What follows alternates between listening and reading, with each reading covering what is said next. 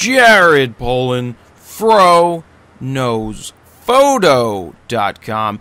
Here with Mr. Gizzy O'Toole. You may remember him from that Sigma video where he decided to buy a 70-200 Sigma 2.8 version 2. Say hello, Mr. Gizzy.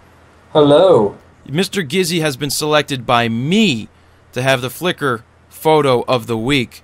Though it may not be in Flickr yet, the photo that I select will be put up there. And the reason I'm selecting Gizzy is because Gizzy was at a concert that I was shooting on Friday, and I told him to bring his camera, and I was able to throw him into the pit to shoot the show, and it so happened to be the first show that he ever had the chance to shoot. What'd you think about that, Gizzy? It was fun. A little intimidating, a little nerve-wracking, but ultimately it was a blast. I had fun. I know. The first time I said, hey, why don't you go into the pit, you didn't know what to do, did you? Not really. You were a little worried for a second. I didn't know if, like, do I need a pass to get down there? Is security going to kick me out? Or people are going to look at me strange? It was just it was a little intimidating. Well, usually what happens is when you're with me, we can go wherever we want. Sweet. Yes. So, Gizzy, we'll say the name of his company because I like it a lot. It's Gizzy Style. I thought I got to say it. Oh, shit. Go ahead and say it. Gizzy Style Photography. Gizzy Style Photography. Very nice. I like the Gizzy Style. We may drop the photography part, make it really small, just because the Gizzy Style is even cooler. So, Gizzy. Do. Yeah, so, well, we threw him in the pit, and not the easiest of shows to shoot. I think the lighting guy was playing some tricks. I don't know what he was thinking, because the first two songs, I'm standing there, Gizzy's shooting pictures, this other girl in the pit shooting pictures, and I'm the one standing there going, I'm not shooting pictures under these light conditions. There's no way that they would turn out. And Gizzy, how'd those first couple pictures turn out for you? Oh, just beautifully blue and ugly red, and yeah, they were just terrible. So you didn't have enough light, did you? No. There was light, it just wasn't quality light. Well, see, I don't have a problem with red and blue if there's enough mix, because fully red shots turn into amazing black and white images. But if there's not a lot of light, then you obviously don't have a good image, because light is the key. And especially when we're shooting with D3000s, light is the key. So, Gizzy, what lens did you get to use in the pit? I got to use these sweet Nikkor, is that 17? No. Or the 24-70. 24-70, 2.8. We took it right out of my bag and put it on Gizzy's D3000 to give him a shot. So what's it like using that pro piece of glass? It was cool. Honestly, it was a little awkward because I never shot anything that wide before, so it was a little strange because you look through it and everything seems so far away and you can see so much that it was a little strange to use it at first. That's because used to. The only lens that you have currently is the 35-1.8. Oh, no, you also have the 70-200, but you have nothing that wide, like you just said. Yeah, so it took a little bit of getting used to, and I actually the first couple pictures that I took, be it a low light or a good light, I probably wouldn't have turned out just because they were just composition-wise, at least to me, they just looked terrible. Right, and going through, Gizzy did an amazing job for his first time in the pit. Excuse me. Yeah, he may have been a little worried about standing up and blocking somebody's view, but, I do that all the time, blocking people's view with my hair. But it's okay if you keep moving and do what you do.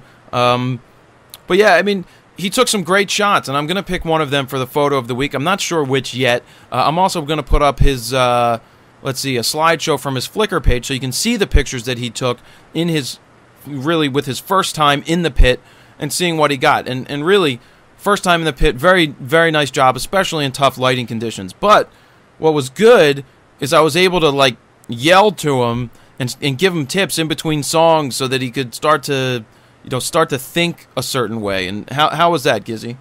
It was really helpful because in the beginning it was just kind of, I don't really think it would have mattered what you said. I was just kind of trying to figure out what I was doing, even though I've been to hundreds of shows and I've used a camera before to kind of combine the two at that kind of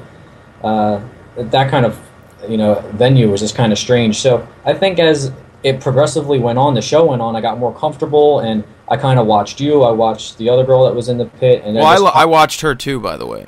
I was looking at. Don't talk about her. What was that? I said Alicia's in the next room. Don't talk about the cute blonde that's in the pit. The cute blonde that was in the pit. She was all right. I mean, She then had her boyfriend with her later, but I didn't know that, so I looked. I was making sure she was shooting okay, but she was shooting Canon.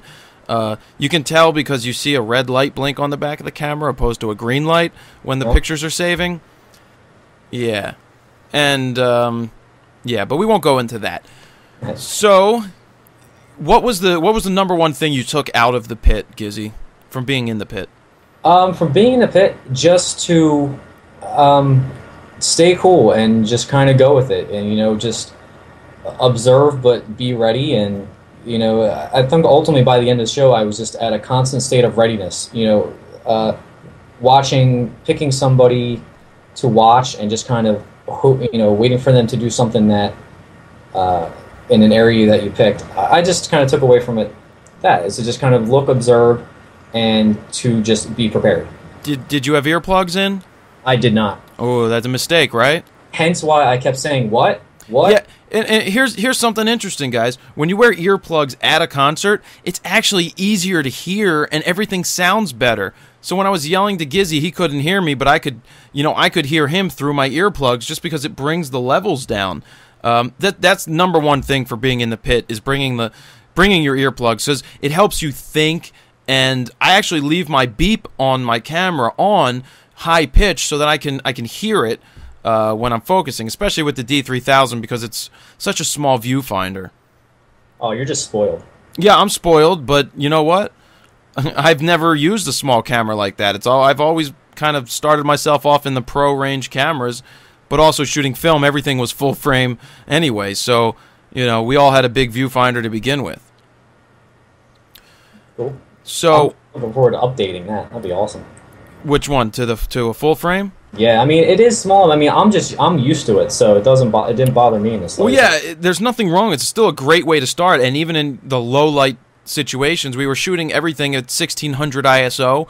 We were getting anywhere from 80th to 1/25th of a second at 2.8. But actually, I'll say when I threw the 35-1.8 on, I needed it because it allowed me to shoot under 2.8 and get my shutter speed up because the lights were just atrocious.